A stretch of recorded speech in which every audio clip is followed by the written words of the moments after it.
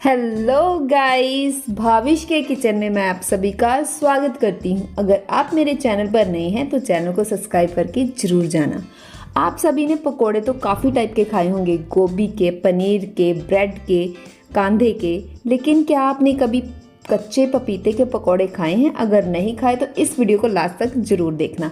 सबसे पहले हमें कच्चा पपीता लेना है, उसका छिलका जो है हमें निकाल लेना है, ग्रीन वाला पार्ट उसका हटाकर उसे अच्छी तरह वॉश कर लेना है। और वॉश करने के बाद हमें इसे जो है कट कर लेना है।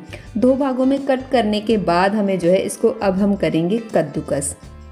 जितने भी आपने पकौड़े बनाने हैं उसी हिसाब से आपको पपीता कद्दूकस कर लेना है। यहाँ पर मैंने सिर्फ हाफ पपीता को कद्दूकस किया है।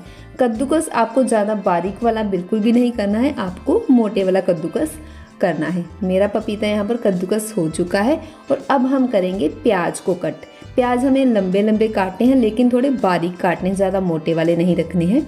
अब हम इसमें डालेंगे बेसन और कच्चा पपीता जो हमने कद्दूकस किया हुआ है, प्याज, और यहाँ पर हरी मिर्च भी थोड़ी सी ऐड कर देंगे। हरी मिर्च आपने अपने स्वाद अनुसार डाल सकते हैं। अगर आप तेज खाते हो ज़्यादा तो थोड़ा और तीखा कर सकते हो। थोड़ा सा मैंने यहाँ पर हरा धनिया ऐड किया है, थोड़ा सा नमक, हाफ टेबल स्पून नमक, जीरा, और यहाँ पर मैंने कुटे हुए सूखे धनिए का इस्तेमाल किया है। अगर आपके पास ये ना हो तो पाउडर फॉर्म में भी आप इसे यूज़ कर सकते हैं। थोड़ा सा यहाँ पर मैंने हल्दी पाउडर यूज़ किया है और रेड चिली फ्लेक्स यूज़ किया है। अब पपीते को जो है अच्छे से इस सारे मटेरियल को मिक्स कर लेना है। इस पकोड़ों में आपको पानी की बिल्कुल भी ज़रूरत नहीं पड़ेगी। अगर आपका थोड़ा सा बैटर ड्राई कहीं रह जाए तो सिर्फ 1 चम्मच आपको ऐड करना है पानी। इसमें पानी की ज़रूरत बिल्कुल भी नहीं पड़ेगी। मैंने सिर्फ ऐसे ही कद्दूकस करके इसे मैश कर लिया है सारे मटेरियल को। तो मेरे पकोड़े जो है मैंने राउंड शेप में बनाकर तैयार कर लिए हैं।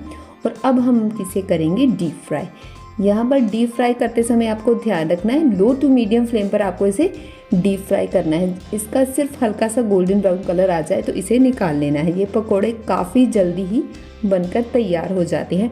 हाई फ्लेम पर बिल्कुल भी नहीं बनाने हैं, नहीं तो आपके पकोड़े जल जाएंगे। तो अगर मेरे चैनल पर नए हो तो चैनल को सब्सक्राइब करके ज़रूर जाना और बताना कि आपको ये पकोड़ों की रेसिपी कैसी लगी।